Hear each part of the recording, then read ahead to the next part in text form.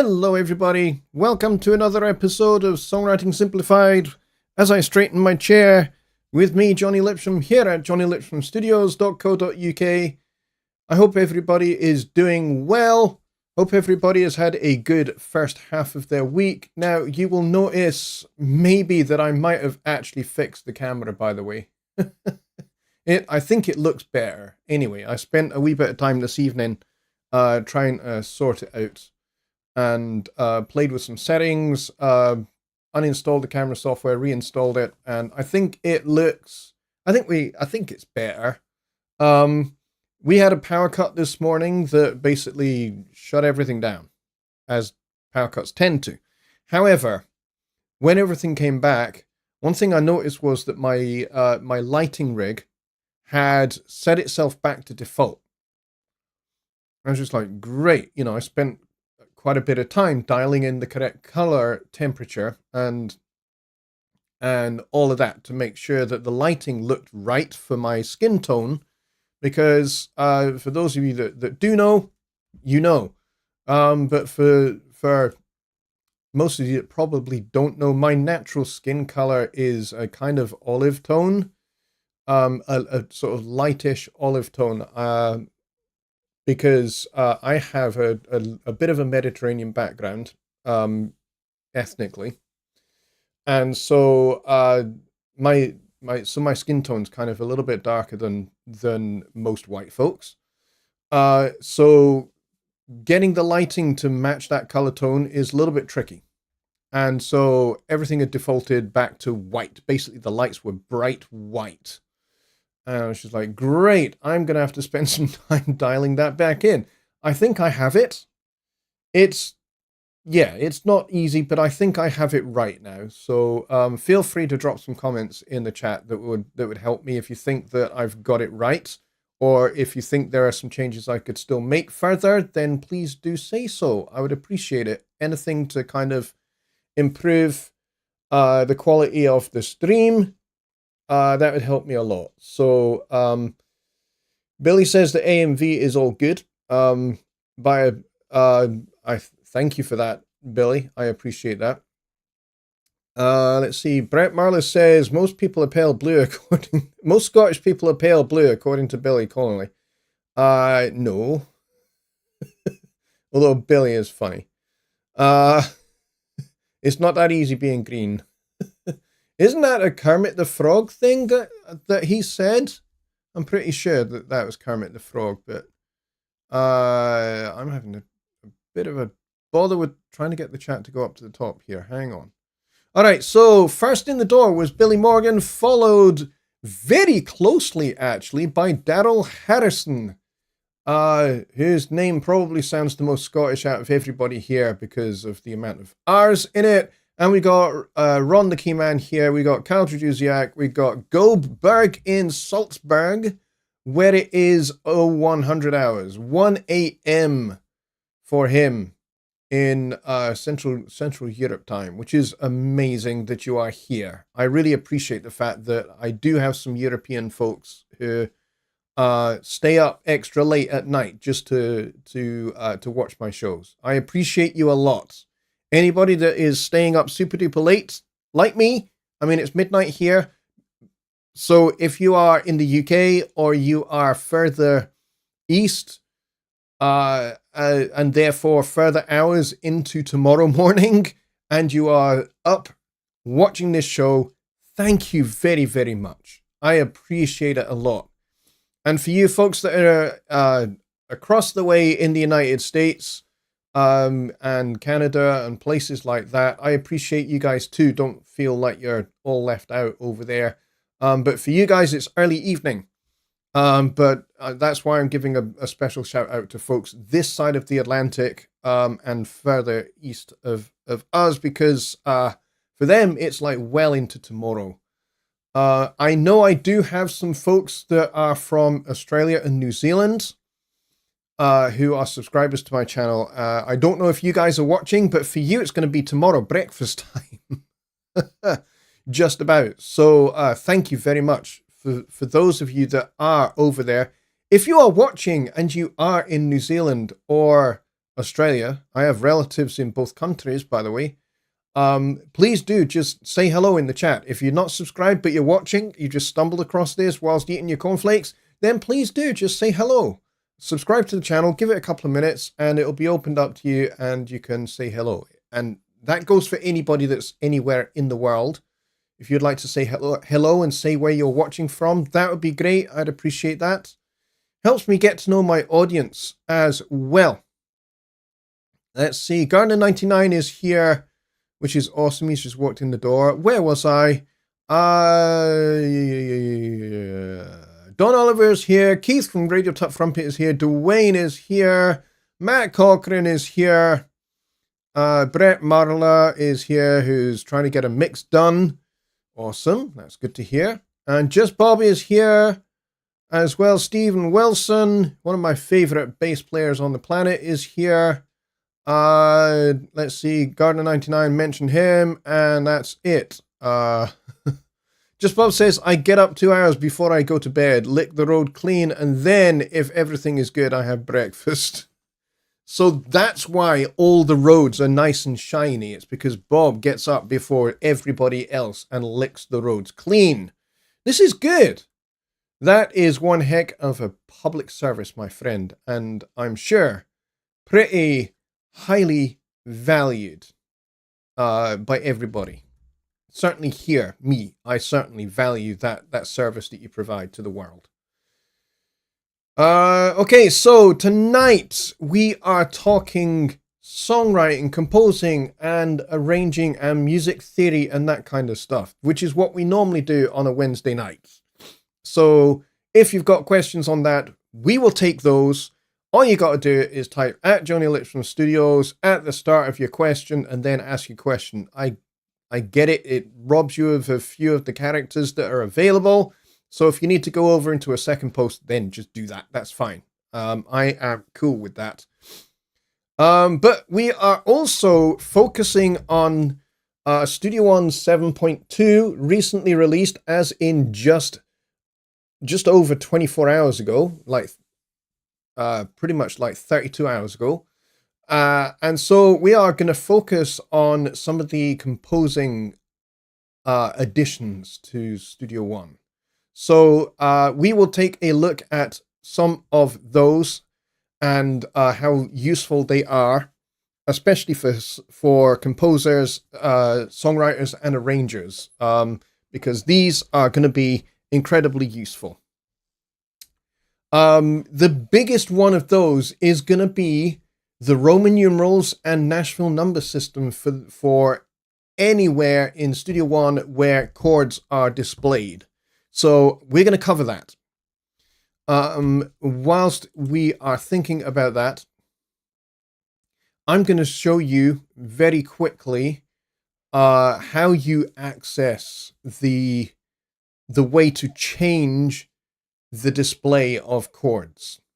Now, what you'll find is once you make that change in the chord track options, anywhere where you have chords displayed, and that includes the score editor, those changes will update and be reflected in all of those places. So why don't we go and take a look at that? So we're actually going to use, excuse me, I've been at Kyle's favorite place and got McDonald's.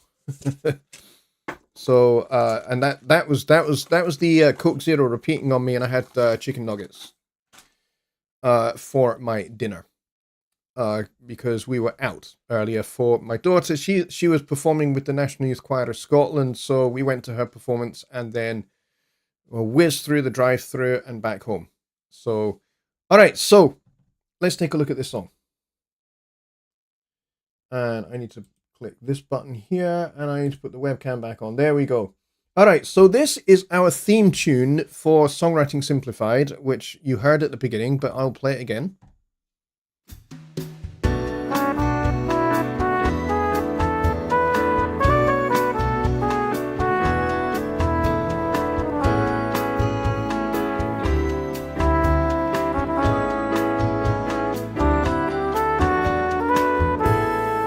All right, so it's it's really, really short.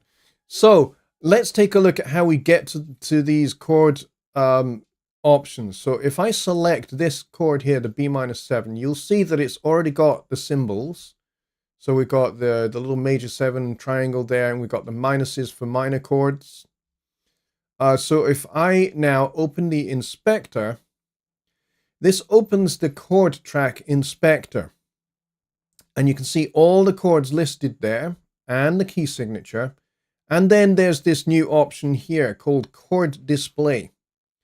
Now, anywhere where chords are displayed in Studio One, be that the piano roll editor, the score editor, and the chord display itself, any changes you make here will show up there. So I have this set to regular because actually this is what I prefer. I prefer letter names because that's kind of what I grew up with here in Scotland. So the Nashville number thing is something I maybe only encountered maybe 10 or 15 years ago. And it was like only, I think maybe in a couple of different sessions I was working on as a session player, where the Nashville number system was being used, and I was a piano player.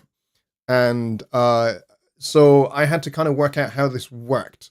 Now, the other system that I'm also very used to is the Roman numeral system, because that is used quite a bit in writing chord charts for jazz arrangements. Although I've never used it myself, whenever I write jazz arrangements, I use this method that you see up here.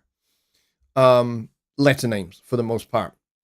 But there are a lot of jazz charts where you will see things done in Roman numerals, because again, for the same reason that the Nashville numbering system exists, it's dead easy to transpose if you need to. So, you know, if you're doing the I Got Rhythm chord changes, for example, and somebody calls for it in A flat. Well, that's not the same key that I Got Rhythm was written in. That was written in B flat. So it's a whole step below. So once you know that chord 1 is A flat, and then everything else is going to derive itself from that. So if chord 1 is A flat, then chord 4 is going to be D flat, and so on and so forth. So that applies to both the Nashville numbering system and the Roman numerals. They are essentially the same thing. It's just the Nashville number system has a couple of different quirks. One major quirk is that it uses Arabic numbers instead of Roman numerals. That's main difference number one. But the Nashville numbering system has a couple of interesting little quirks that the Roman numeral system doesn't have, and vice versa. So we're going to take a look at both of those right here. So I have selected the regular here. So if I click on this, we have our options here. We've got numbers, and then we've got Roman numbers. I like the way that they've called it Roman numbers instead of Roman numerals. I guess that's to be consistent with numbers, because we're using Nashville numbers, Roman numbers. So I guess they're just trying to be consistent with word use, but I would have said numerals here, because that makes sense in the Roman context. So anyway, so if I have this in regular just now, which is letter names. So let's select the numbers system. So this is the Nashville number system. So chord 2 is listed as a number 2, chord 5 is listed as number 5, and so on and so forth. And any chords that are slash chords, and this song does have a bunch of them. So we've got 5 with 1 in the bass, we've got natural 3 with 4 in the bass, we've got 5 major 7 with 1 in the bass, and so on and so forth. So that's what these slash chords are. These are slash chords in the same way. So if you're kind of not sure what's what, you can always go back to regular and you'll see that this is E major 7 over A, right? So in the key of A major, which is what we are in, when we go back over here, you'll understand what this means. This is chord 5 with 1 in the bass. So, but it's 1 major 7 rather than 1 dominant. And so on and so forth. So we have natural 3 over 4. So when we say natural 3, this is telling us that this is the flat third chord, right? So the normal 3 chord in the key of A is going to be C sharp major. But we don't want that. We want a C major chord over the 4, which is D. So it's a D in the bass, and it is chord flat 3, which is going to be C major. So it's a C triad over D in the key of A major. And so this is kind of how this works. So the idea between the Roman numeral system and the Nashville numbering system is that they are meant to be key agnostic, key center agnostic. So the value that there is in this, particularly in Nashville, when you are in a session rhythm section and you're working with country artists, and you spend some time kind of rehearsing the chord changes and the arrangement, and then the vocalist comes in and maybe they have a cold, and the key that everybody has been practicing in is now a tone too high, or it's a minor third too high, and they're not going to be able to hit those top notes today because they have a cold, but the session is booked. The record label doesn't want to lose money, so because of that, we need to make the rhythm section adjust. So we'll say, okay, we need to just drop this whole thing down by a minor third. So if the written key was originally, I don't know, A flat major, now everybody's doing this in the key of F. So once we have this set to the key of F, then all of these, you'll see that these chords don't change. So even if I change the key here, so if I go and select, where's F? There it is. So if I go and select F, notice how these kind of have changed a little bit because now they have a different context. But essentially, they don't really change. So chord 2 minor 7 in the key of F major would be G minor 7. Chord 5, 7 sus in the key of F major will be C7 sus, and so forth. So the idea is that the whole system is completely key agnostic. So that means if the vocalist needs to do this in F major instead of A flat major, not a big deal. We know what chord 1 is. So we know that chord 1 is F, then chord 2 is going to be G minor, and so on and so forth. So it makes following a chord chart like this a lot easier. You just have to know what chord 1 is, and everything, you can work out what everything else is. Once you are used to this system, it makes being able to play any song in any key an absolute breeze. It's one of the best things about the Nashville number system compared to just letter names. Letter names you have to kind of follow, and you have to kind of remember what the key is. Okay, we're in A flat major. Okay, so we've got an A flat, we've got a D flat there, we've got a C minor 7 there, and so on. So you kind of have to follow what the chord changes are. Whereas with this, you don't. You're not really aware of what the key center is. Well, you're aware, but it's not important. So that's the thing that unites the Nashville number system with the Roman numeral system. So let's have a look at the Roman numeral system. So if I switch this over, now, this is something that I am a little bit more used to seeing because of my jazz background. So this is now 2 minor 7, 5, 7, 5 over 1, flat 3 over 1. See, this says natural 3 and I know why it does that. It's because we're in the key of A, and 3 in the key of A is C sharp. And so it's basically saying do natural 3. I would say, really, in this context, it should say flat 3. In the Nashville number system, fine. It can say natural 3. But really, I think this should be spelled as flat 3 because technically it is a chord built on the flattened third. In this particular context, that's what it really should be. It should be flat 3 over 4. And again there. And then we've got chord 4 with 5 in the bass at the end. So this, to me, I can read, and it does the same job as the Nashville number system. You just need to know Roman numerals. That's all. So if if you're familiar with Roman numbers, you will have no trouble reading a chart that's written this way. And again, it's key center agnostic. So both systems are really, really good, really, really useful. So now that we've changed this, let's open the chord display, and we can do that by clicking on this button here. Now you can see that this is now showing the next chord, which will be the first chord of this tune, in Roman numbers. So let's click here and let's change this back. Now you'll see the chord display has updated as well, and the chord track has updated. So they both update all together. If we had the score editor open as well, we don't have a particular part in this song that would show the chord, the score editor particularly well. But if we did, then this would show up beautifully. We could just check the box to show chords and you would see it in the notation. Let me see if I can... No, that's an audio track, so that's not going to work. But I might be able to make it work with this track here. So let's close that. Let's see if I can actually make this work, shall we? So let's go and grab this cinematic lights chart for a second. We'll close the inspector. We don't need it just now. We'll close that as well because we don't need that either. And so this is all of our chords.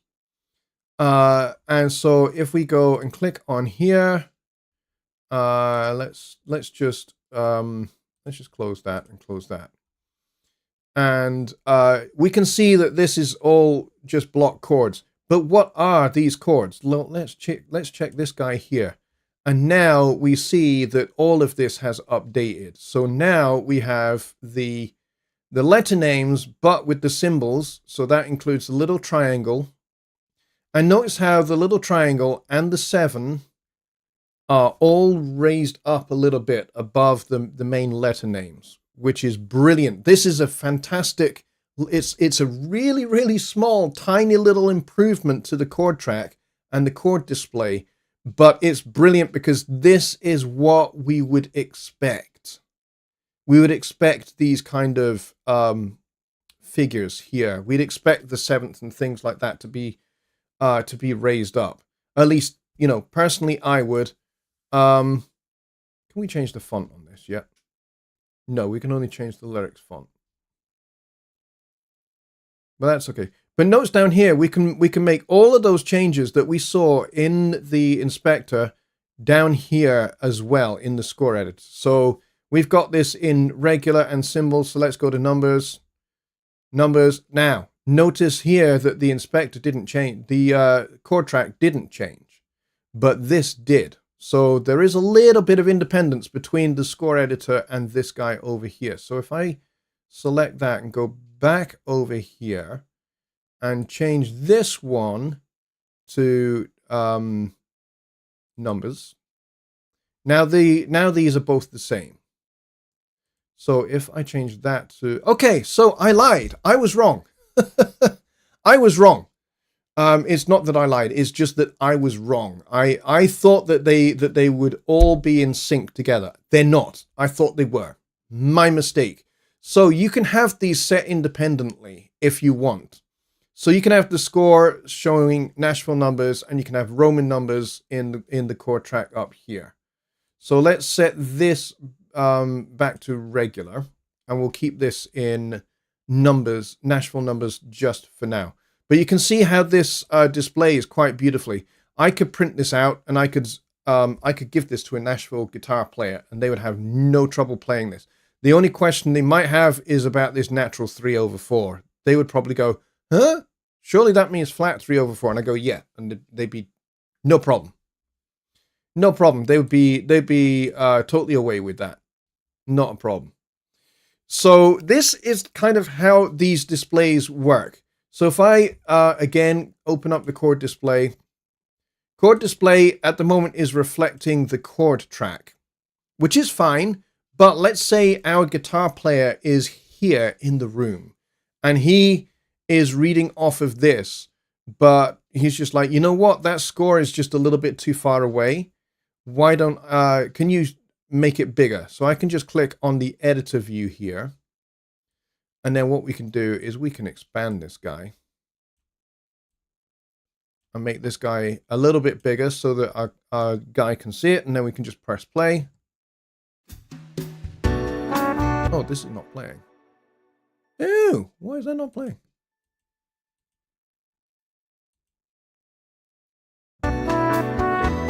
That's not good. Why is that not working? That's strange. Okay. Thank you for digging me a little hole here. This was working. The editor was working. And it was displaying chords that are in the editor. I don't know why that's not working. Maybe it has to be in the note editor. It has to be in the note editor. There we go.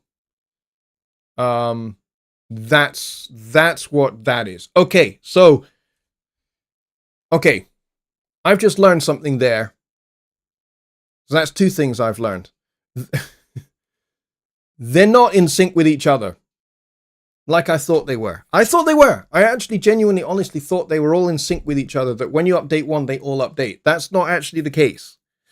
And it appears from the options that are in the score editor that, you know, the fact that you have the same chord display option here as you do in the score editor, that tells me that that's by design. That's meant to happen. So that kind of caught me unawares. The second thing that caught me unawares is that the chord display is only going to show the editor view in the note editor. It doesn't show in the score editor. So I think that's a feature request. In fact, I think that's two feature requests there, which I will put in tomorrow. But this is really, really cool. Let's go back to the beginning, and yes, you can see now that we do have the little -7 thing here in the chord display when it's set to editor, and we see the chord track there, and when you put it on editor, it's in the middle rather than off to the side. Now the chord track, when you're showing the chord track display, it shows you it shows you the coming chord, the chord next, as well as the chord you're on. So the chord you're on is white, the chord to come is blue. Right? This is useful to make sure that our guitar player knows what's coming next and they can just move straight to it. They're not having to kind of look and follow. They can go, okay, this chord change is going to happen next. So my advice here, if you want to use the chord display for working with your artist, the best thing to do is set this for however they prefer it. Whether they want Nashville numbers or they want Roman numbers, or whether they just want letter names, the regular letter names. And they may actually just go, you know what? I don't know what the triangle thing means. And you can go, okay, that's okay. Then you can just set this to minimal and you'll get small m for minor. Whoops. You get small m for minor and you get big M for major. If you put it into small caps, you get MI for minor and you get capital MA for major. And then the default style. But personally for me, because I'm a jazz guy, I like the -7 and the triangle for major 7. So let's go back to the beginning here.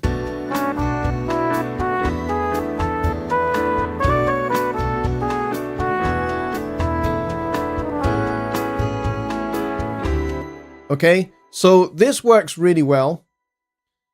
And then if I put this into Nashville numbers, let's play with Nashville numbers on the display.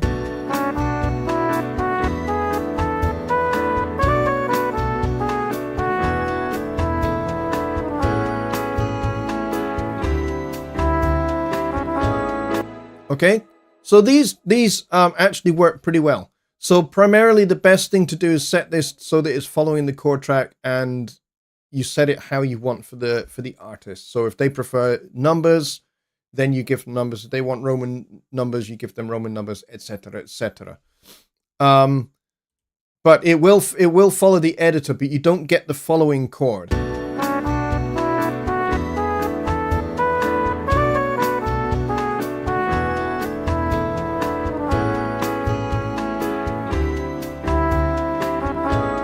And you got some very, very interesting voicings there as well, because it's literally taking, when it's talking about the chord editor, it's actually taking the literal voicing that is in the part, as opposed to the simplification that is in the chord track. Chord track is set to kind of be very, very readable and very simple. What you get when you have the chords showing in the editor is you get literally what the voicing is that is played in the part. So that's why you get this difference between what the editor is showing and what the chord track is showing, because they appear to be in conflict with each other. Well, they kind of are, but they're kind of not. They're actually displaying two different things. The chord track is displaying the most readable interpretation of the chord, so that at a glance the guitar player can go, okay, 5 major 701, no problem. And they're not having to think about, okay, flat 13, where do I put my little finger for that? They don't have to think about those kind of things. Whereas the editor view is basically spelling out literally what the chord voicing is. Okay, so that is how those work. This is probably, for songwriters, the biggest update in Studio One 7.2. But it's not the only thing that is available. But this is probably the biggest one. If you are into film composing, or you're into soundscapes and that kind of thing, then probably the other biggest update is going to be the addition of the Sub-Zero bass. Because as I demonstrated in the video that I put out yesterday for the launch, you can not just play bass notes on it. It does like arpeggiation, it plays patterns, it does all sorts of things. Plus there are layers of 3 different sounds, and those 3 different sounds can have different automations on them. Like one could be a stereo panning thing, the other one could be going through a rotor or a tremolo or something like that. So there's like lots of different things blended together in those sounds. And not just for bass notes, you can actually play chords with them as well. So for the demo for that, I created this song called Sub-Zero Games. Let's close the chord display because we're not that interested in it at the moment. Brett says, so is the natural 3 supposed to mean flat 3? Yes, I think it is. I mean, you could call it natural 3. Kind of makes sense to call it natural 3 as well, but it's just an alternative way of saying the same thing. Personally, for me, I personally think that flat 3 is better than saying natural 3. But I think they are both obviously talking about the same thing. For me, whenever I think of a C major chord in the context of an A major, it's flat 3. It's not natural 3. It's flat 3. But that's okay. You know, it's a sharp key. A major is a sharp key, so it probably enharmonically makes more sense to say natural 3, whereas if we're in a flat key like B flat major and it was a D major triad in the context of B flat major, then yes, you would probably, that would be an enharmonically correct point at which you would say flat 3. Sorry, if it was a D flat major 7, a D flat major chord in a B flat major key, then yes, it will be flat 3, because natural 3 in B flat major, of course, is D. So in B flat major, a chord of D flat major, or you know, D flat minor even, or D flat 7 would be a flat 3 chord, because it's a flat key. It's a key signature that has flats in it rather than sharps. So enharmonically, I think it probably makes more sense if you are in a flat key like B flat major or A flat major to have a flat 3 rather than a natural 3. And that's probably why in the key of A that we saw that as a natural 3. But to my mind, just because the way I think about, I don't think necessarily about the enharmonics when I'm in a number system, like, you know, the Nashville number or the Roman number system. I don't think of enharmonics because I'm not really thinking necessarily about the key center that much. That's the whole point of those two systems, is to get you to not think about the key center. So I'm not thinking about the key center. So flat 3 makes sense to me. So in the key of A major, flat 3 is going to be C major. But enharmonically, it is more correct to say natural 3. Unless you are in a flat key, like B flat or E flat or A flat or D flat. Any of those keys, flat 3 is going to be more enharmonically correct. But I don't think enharmonics matter too much when you are in something like the Nashville number or the Roman number system. Although you would probably more likely see enharmonically correct things in the Roman number system, because, you know, the Roman number system kind of predates modern music. Basically, it's something out of the Baroque period, or the late Baroque period, beginning of the classical period. You would see Roman numerals for chords, and in the medieval period, you would actually see something called figured bass, which, by the way, is very well worth Googling. Go check out figured bass. It's a whole way of writing an accompaniment part that the accompaniers can improvise. So, you know, a lot of what we deal with when we're dealing with chord symbols has its roots way back in the 14th, in the 15th and 16th centuries.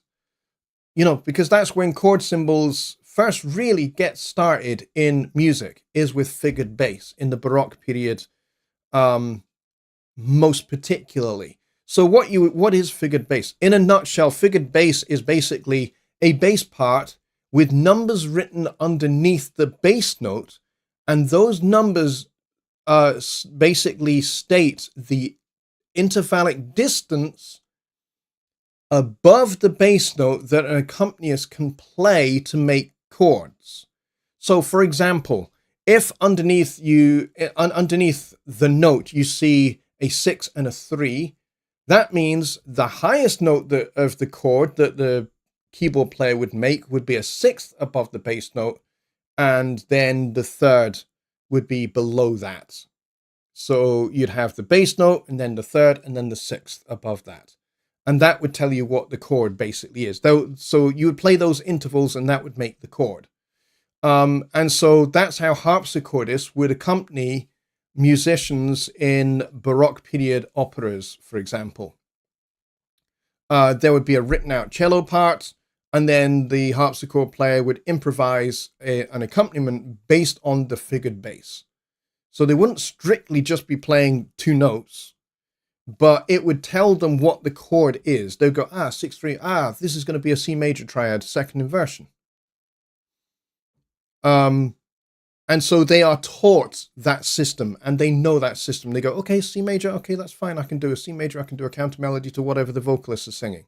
And so this is the beginnings of chord changes and chord symbols that we now get in modern popular music. And so what we see with the Nashville numbering system is kind of a bit of a throwback to the Baroque figured bass, because it's all using Arabic numbers. So there we go. Swings and roundabouts. Musical fashions coming back after, 700-800 years. It's amazing. Let's go and see. I need to see questions now, because we are 20 minutes to go. Tamashi is here, and I'm going to go back over to the lounge here.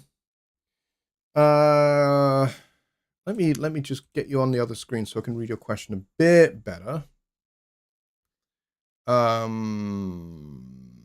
If we modulate, if we have to modulate from D Dorian to A Dorian, or we treat it as C major to G major, use pivot chord modulation like C major to F major, G major, E minor, A minor, D major, G. I'm not really sure what your question is here, Tamashi. I'm very sorry. I'm not quite understanding what your question is.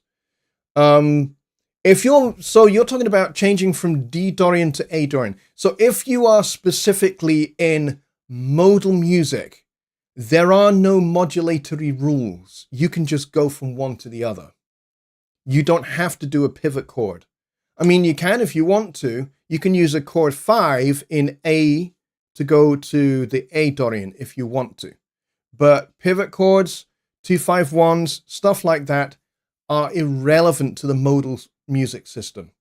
So, however, if your song is kind of hybrid, there's like major minor tonal system, and then you've got a solo section that is modal, like a lot of Pink Floyd songs are. There's like proper chord changes for the main song, and then the open-ended guitar solo section might actually be a modal section where everybody's just improvising on a particular Dorian or Mixolydian mode or Phrygian mode. I've even heard Pink Floyd use the Phrygian mode. Then that would be a different thing. You might want to use a pivot chord. But again, in modal music, there are no chord changes specifically. So it doesn't actually matter that much. Billy says, does it change in chord selector, circle of fifth selector? Yes. So if you select the, let me go back to Studio One. Hang on, just one cotton picking minute. And I'm going to go back over to our other song. And we're going to check this out. So, if I double click on here, you'll see here that the circle of fifths still has letter names and the inner wheel still has letter names. But notice here that we've got numbers. Okay? So we have an E over A. So if I change this to D, now you will see that the number has changed in the chord. So what happens in the number bit is the number bit, right? But the circle of fifths still stays as letters, okay? So in that respect, it doesn't change. The wheel of fortune, the two wheels of fortune, the double wheel of musical fortune, known as the circle of fifths, still has letters. Why? Because these are all key center related functions. That would be why. And then kind of the intervallic relationship in your system would appear in the middle here. And it's basically, I think the reason why they chose that is because they wanted to have one system, one unifying system that allows you to select chords and chord types and all of that. And then being able to display in the middle here what that might be in the different systems. So again, let's open up the inspector here and let's change this to Roman numbers. And you'll see here the Roman number here is still in the center, but it still says E over A, which, by the way, is still correct in the key of A. So we've got chord 5 over 1. So that's still correct. So what is in the middle here, this bit does change, but the actual double wheel of fortune, double wheel of decision, whatever you want to call it, whatever metaphor you prefer, these do not change. And I think it's because they want to have one universal system for selecting rather than 3 different systems for selecting chords. Because I think if you do that, you could end up, the user could end up getting confused, especially if they are maybe not familiar with either the Nashville number system or the Roman numeral system, but they want to translate that for the person that is. So let's say their guitar player is a Nashville numbers person. That's kind of their primary way of working. Well, you can use what your framework is, which is just the regular letter name approach. Then, what changes here is going to be what your session player is going to understand, right? So it just means that it's easier for one person that knows one system to be able to translate those chords into a different system that maybe they're not familiar with. So I think this is probably the deciding factor in why this is set the way it is. But that's a great question, Billy. That's an absolute belter of a question. That's a beauty. Let's see. Dave says, I think the number system, the Nashville system is key dependent. It's, well, it kind of isn't. It isn't in as much as it's designed to be key agnostic, so that you're not thinking about the key center. So that basically you can play any song in any key.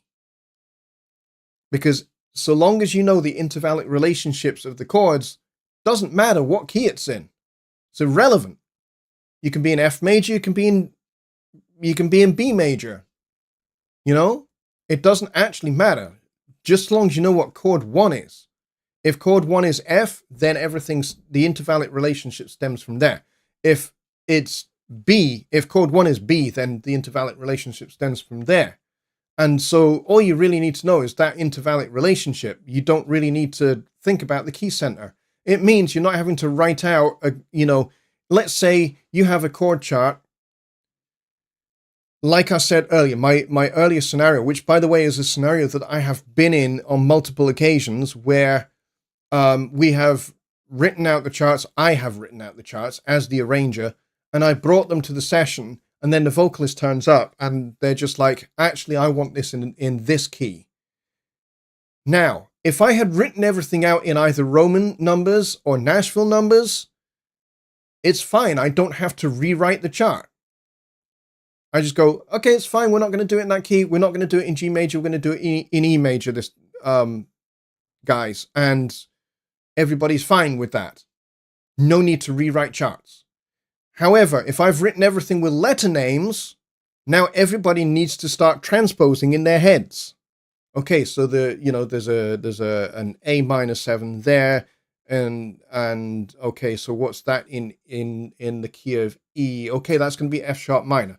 You don't have to think about that kind of stuff. You're not having to transpose all the time. And so that's the beauty of either the Roman number system or the Nashville system, is it means that an arranger can just write out the chord charts. The musicians can play in whatever key they have to play in. And this is why it's really important that you practice everything in all 12 keys, major and minor. That way you can play anything in any major key and any minor key. You can play any chord voicings. You don't have to think about it.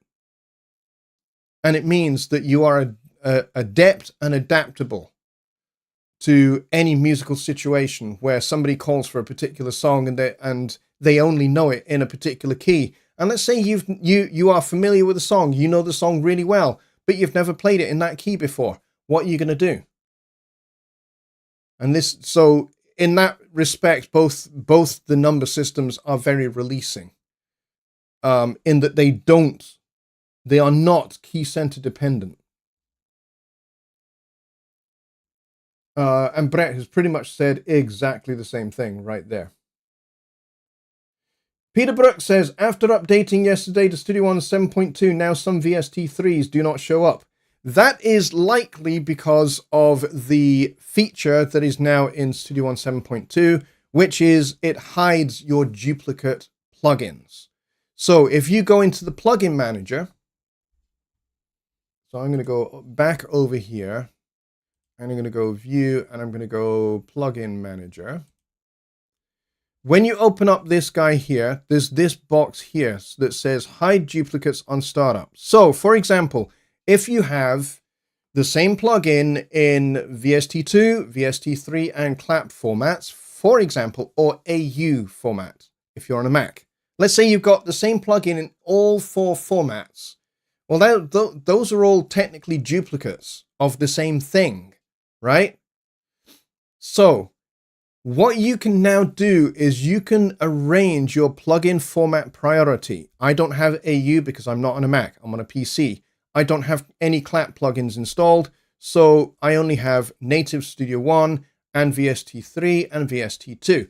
I favor VST3 over VST2 because VST3 is the much newer standard plugin format, and VST2 has pretty much been discontinued by Steinberg anyway. So, VST2 plugins are probably the least reliable plugin format. So that's why I have that set. So if you have it set the other way around, because a lot of your plugins are maybe a little bit older and they're mostly VST2s, but you only have a handful of VST3s, then you can change this by basically grabbing these little lines here and you just move it up. And now VST2 is favored over VST3 and so on and so forth. However, if you decide you don't want to hide your duplicates on startup, you can uncheck this box. If you want to show your duplicates and everything else, you just click on this button to show all. Now everything will show up, duplicates as well. All right, so you can see there that that will have made a little bit of a change. It will have been a little bit of a subtle change when I clicked on show all. But if I just click on hide duplicates, see, plugin duplicates were hidden. VD fat. Why is that? Because I have that in VST2 and VST3 formats. So I can now close that and I can go down to, let's see if I can find it. VD fat. There we go. VD fat VST3 from UJAM. Now, if I click on show all, I would probably have to restart Studio One to get it to show up.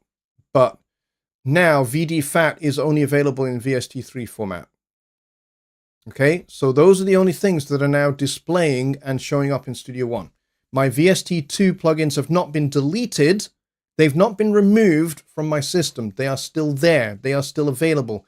They are just hidden in the plugin manager so that my preferred format, which is VST3, is favored.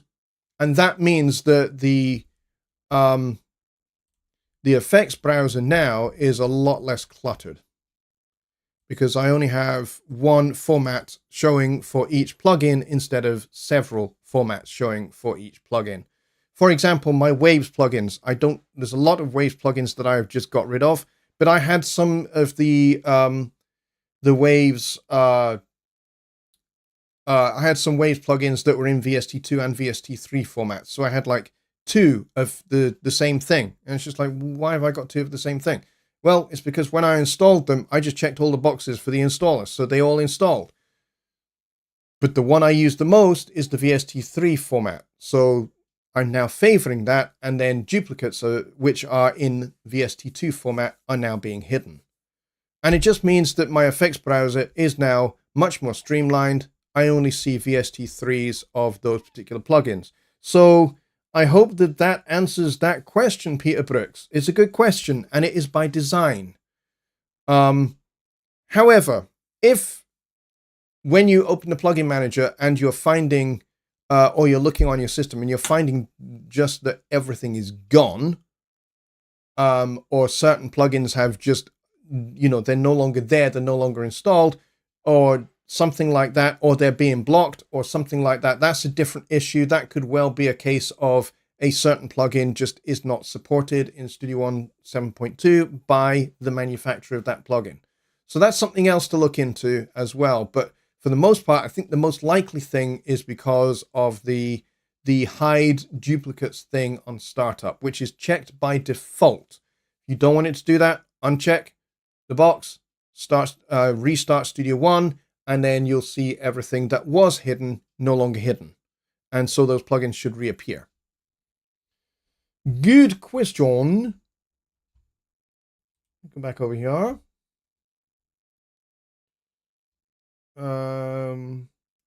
Billy said, some of my UAD plugins need updating. Yeah, UAD is definitely one of those companies where, yeah, in order to use them in Studio One 7.2, you probably need to update them.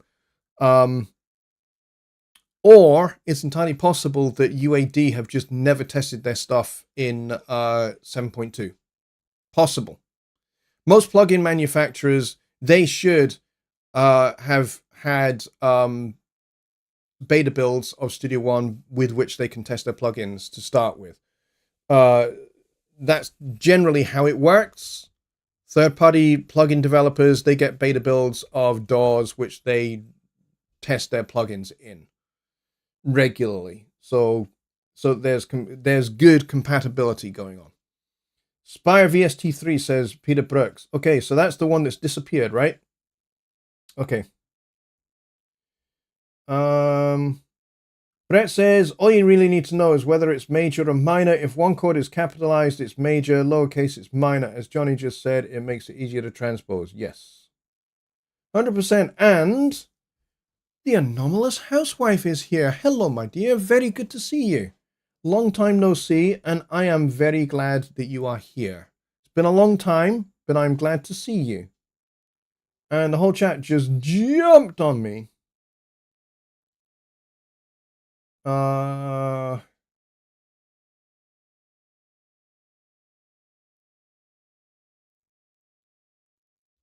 Ron says, in the chord display view where chords are shown scrolling by, I've clicked on the edit function on the far right and it doesn't appear to do anything. Really? On the chord, what chord display view? Chord display view. Okay, let's look at chord display view again. Okay, here's the chord display view. You get chord track, input chord, or editor. Now, the input chord view is not going to work because I'm not playing anything. The editor view, like I said, that only shows up when you have a part, an instrument part open. So let's go back to the cinematic lights part. See, as soon as I click on the cinematic lights part, see that? It plays something, all right? Or it displays the chord. I have clicked on the edit function at the far right and it doesn't appear to do anything. Okay, so you're talking about this that I'm showing here. Right, yes. So you need to have a part open in the note editor. If you've got the score editor open, it won't necessarily show anything. But if you have a part open, then the chord display will show its stuff. Okay, but you need to have this open for this to work. Otherwise, just stick it on chord track and it'll be fine.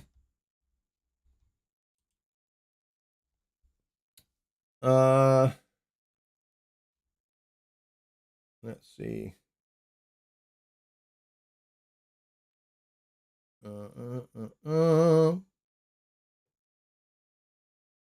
Yeah. Brett is quite correct. He says you actually get 4 versions if there are also mono and stereo versions as well. So how do you edit from there? Well, the chord display is not an editor. The chord display is a display. It just displays. It doesn't. You can't edit anything in the chord display. There's no edit feature. There's no edit functionality. You can't click on something and change it. Because what it does, all it does is just display. I'm going to make this guy a little bit smaller, just for a minute, just to make it easier for us to see. What this guy is displaying is what is in here. See this bit down at the bottom here? Input chord, current chord 2 minus 7. Current chord 2 minus 7. So if I go back to the editor display, this editor display just displays whatever is in the part in the note editor. Okay? So if the current chord is 2 minor, because our editor is set to the Roman numerals, which is what it is at the moment. When I press play, see how it changed to 5/7 sus, 5/7 sus, 2/7 sus. 2 minus 7, right? So if I want this chord display to change to something else, I have to physically change the notes here. Right? Because this is displaying literally the chord voicing that is literally here, these actual notes, right? So if I change these notes, then the chord spelling here and here will change, but they won't change. You can't change anything here. There's nothing to click on. See, I'm clicking like crazy here. There's nothing to change. The chord display is just a display. It will only display what is it's being told to display. So if you want to change what a chord looks like, then you can double click here and you can say, no, it's not chord 2 minor. It's actually chord 5 minor 7. for example. So there you just change it in the chord selector, and now it will show correctly. However, notice that the only thing that's changed is the chord track and not the actual voicing here. Okay, nothing has changed in the note editor because we're just changing the display of the chord track. We're not changing anything else. Okay.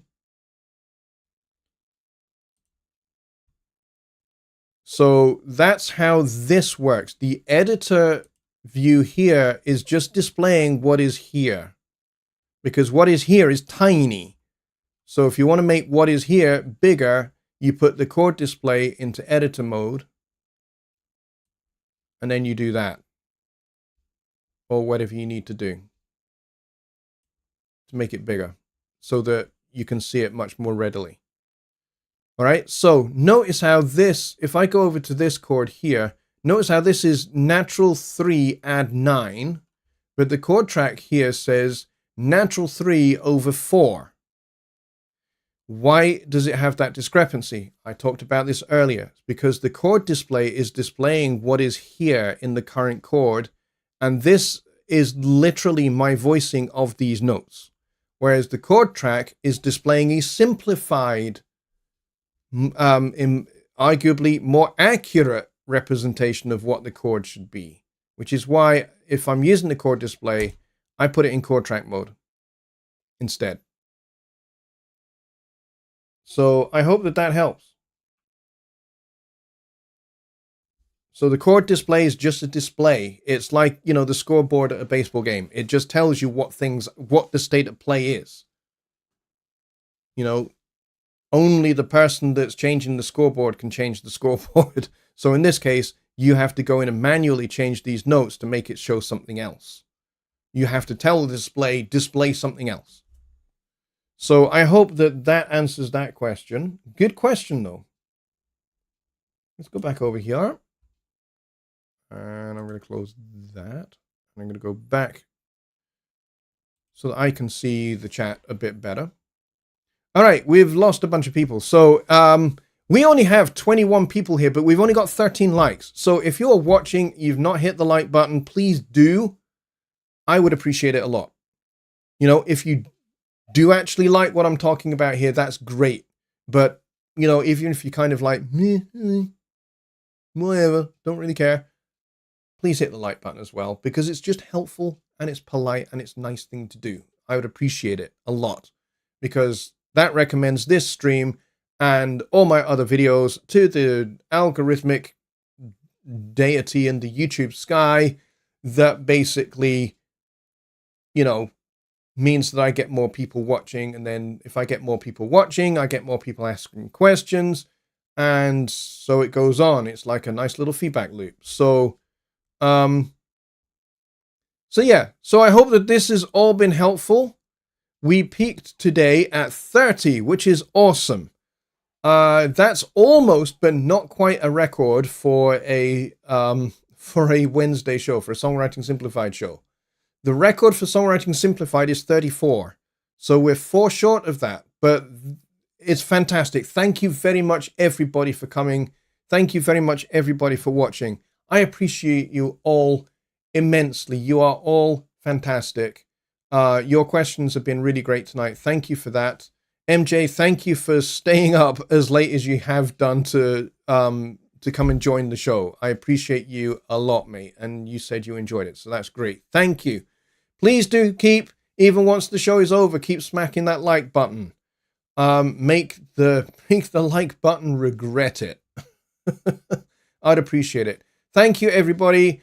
The next show will be on Sunday, same time, same channel, for Sunday Night Live, which is strictly a Studio One focused show. So we will talk more broadly about some of the new features that are in 7.2 on Sunday night. So stay tuned for that. Stick around. If you've not seen the 7.2 overview video that I put out yesterday, it's on the channel now. You can go there right after the show and you can go and watch that. And then once that's over and done, you can go to the Studio One meetup, which is linked in the chat as well. And you can ask any further questions that you might have on Studio 7.2. Ask them there. And the good folks there will, I'm sure, be very helpful. All right, folks. Good night, everybody. Take care. Bye.